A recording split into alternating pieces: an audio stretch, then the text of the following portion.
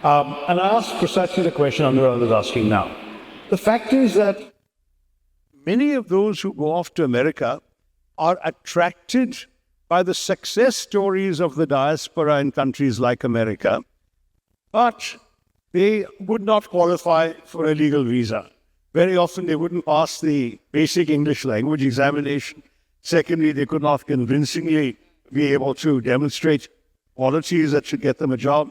But what they're told by people is, I just come and disappear into the woodwork. You start off as a waiter or a taxi driver or whatever, and in due course you'll be putting thousands of dollars in the bank, and then you can upgrade your life. Your children will get education, they'll grow up, they'll be successful members of this country. And so it is not just the poor and the desperate who are fleeing, like the Africans getting on boats and fleeing to Europe. These are very often people who have paid agents, these criminal agents, up to 1 crore of rupees to smuggle them in through Canada or Mexico into America. 1 crore of rupees is just insane amounts of money.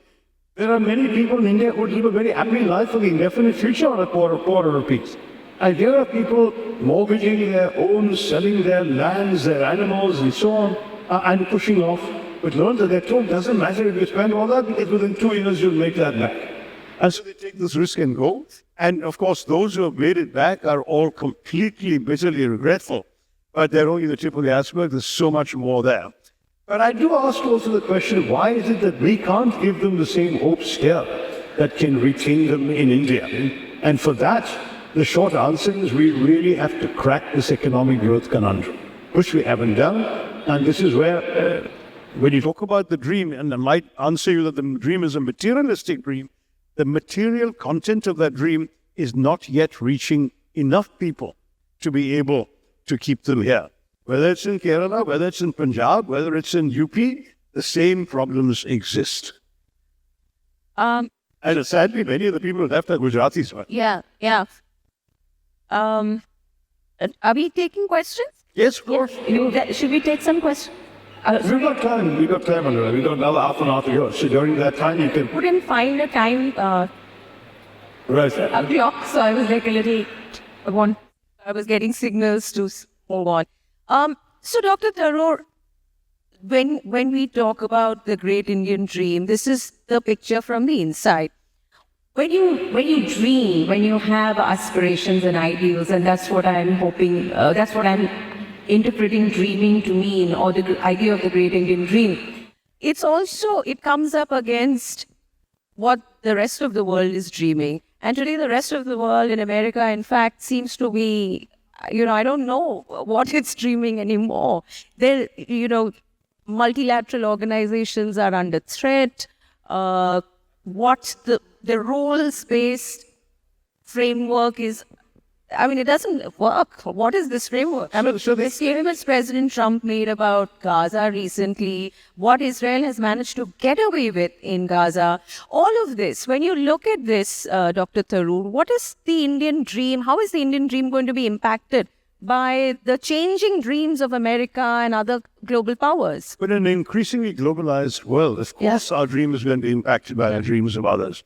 And I should say that the great sort of dream of 1945, when after a near half century of countless civil wars, mass expulsions of populations, 2 world wars, the Holocaust and Hiroshima, after all that, the great leaders at that time, the visionary statesmen and statesmen at that time said, never again. Let's create a world order that will keep the world at peace and free to develop.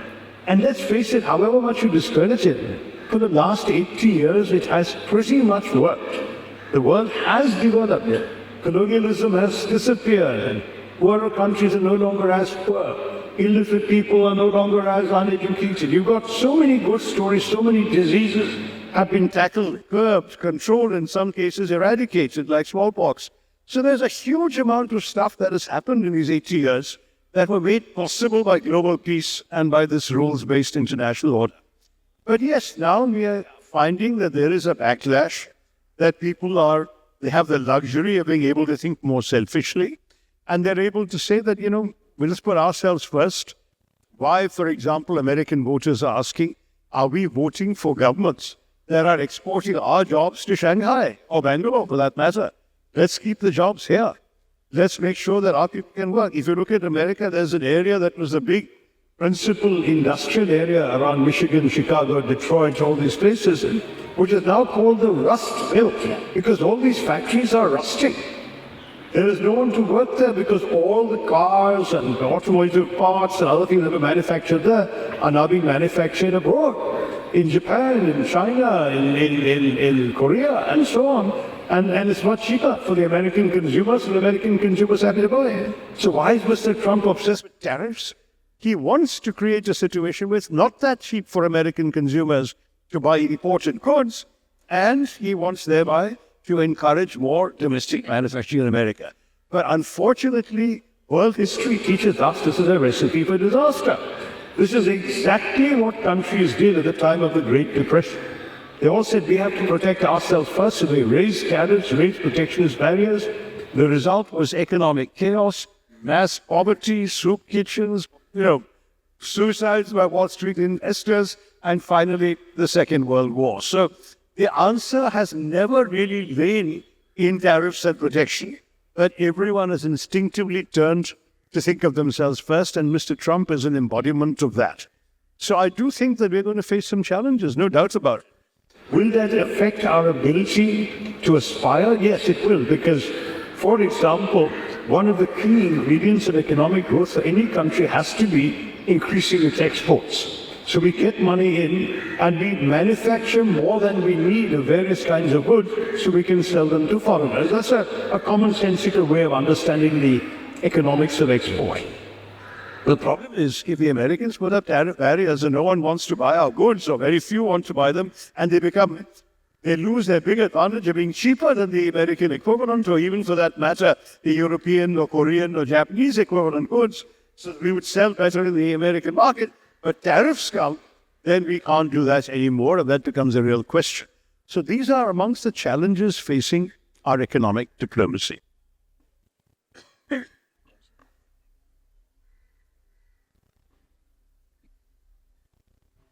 So in this sort of, all eyes will be on Prime Minister Modi when he visits President Trump, and, they have their bilaterals. Already there's talk about tariffs on Harley Davidsons and perhaps bourbon whiskey, being lowered. This Harley Davidson thing is a total non-issue. I know Mr. Trump ended up as an example because I gathered the Harley Davidson makers are back to his campaign.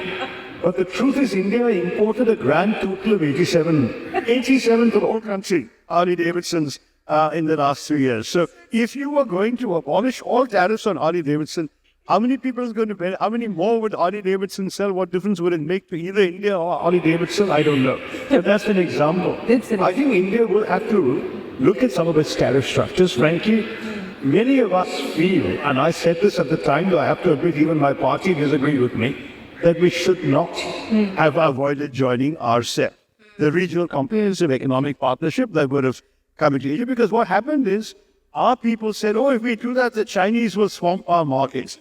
Hello?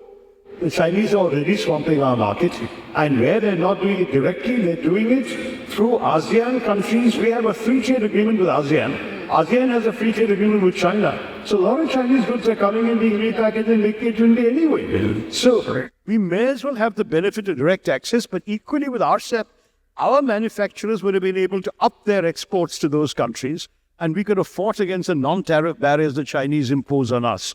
So I am very much in favor of much more open trade. This is the whole Jagdish Bhagwati argument, which many of us in this country who've read these speakers, I know there's a big, strong debate about all this. In the 50s and 60s, the feeling was we can't afford free trade because our infant industries would be swamped. By now, after 80 years after independence, almost 75, 77, I think we are pretty much now able to tell our industries, you stand on your feet and fight these guys. Manufacture things you can sell them. Don't keep asking for protection, subsidies for exports and all that, which the governments have been giving you for too long. And yes, let's support other things. Let's support them getting good jobs. Let's support them actually employing our workers. Let's give incentives for the number of jobs you create. Our country's biggest problem today is lack of jobs. We have the highest youth unemployment in the world. We have the highest unemployment rate of college-educated young people. There is no country with more unemployed college-educated people with college degrees. You know, you've all heard these anecdotes, but they're true. Every time Madhya Pradesh or UP announces a constable vacancy or 100 constable vacancies, which will require an 8th grade pass, an 8th class pass, you get PhDs and MAs applying for this constable. And in lakhs, like the volume of what people vote. Well, PhDs maybe in the hundreds, MAs in the tens of thousands, and then graduates in the lakhs. It's insane. But that's because there are no other jobs for them. So, what is the great Indian dream today that we can aspire to? Look, I've always believed that the core dream for any individual on our planet is what? You need 3 square meals a day. You need to be able to have a roof to protect you from sun and rain. You need to be able to have a healthcare facility or clinic within a short distance, say a 3-kilometer walk from your place of residence. You need to be able to have decent work opportunities for yourself. You need to be able to send your children to a school where they will learn something useful and aspire to something better. And you need to be able to dream of a better life for you and your family. Every human being on the planet has this core basic dream. When you fulfill that, you can have additional dreams and aspirations. And indeed, as that famous poetic line goes, man's reach must exceed his grasp, for what's the heaven for? We must stretch our arms out and look for other opportunities. But at core, at bottom, this is what every Indian should be having. Can we truthfully say that every Indian has this? We know we don't. We know there must be 20% of our population, at a conservative estimate, who cannot take these elements for granted that I mentioned. Jim, the real figure may even be higher, because our unemployment rates are completely challengeable. For example, when somebody doesn't have work in the city, tries to get a job, then goes back to the village and to the farm, he's counted as employed in agriculture, which is nonsense because his agricultural family doesn't need him to do the work. But we don't count him as unemployed. Our real unemployment is even worse as a result than what I was describing to you. Still, in these circumstances, a lot of our population doesn't have what I'm talking about. And that has to be the basic dream. And I used to always argue when it came to the competition with China, we're not in competition with China. Every Indian has all of these things I've spelled out for you. How do I care if the Chinese are 10 times more? It's not my issue. I want my people to live decent lives. That's what I want. But at the same time, that doesn't mean that I'm naive about China or I'm naive about the threat they pose to us geopolitically and on the border. No, I take a very hard line on that. But in terms of the dream that we're talking about, it seems to me that we really, really just need to be able to give our people the opportunity to lead decent lives, better lives, and we're not doing a good enough job of that yet. I think we're trying. I'm not one of those who say that the government is not trying. They're trying, but their success record is patchy at best. Well,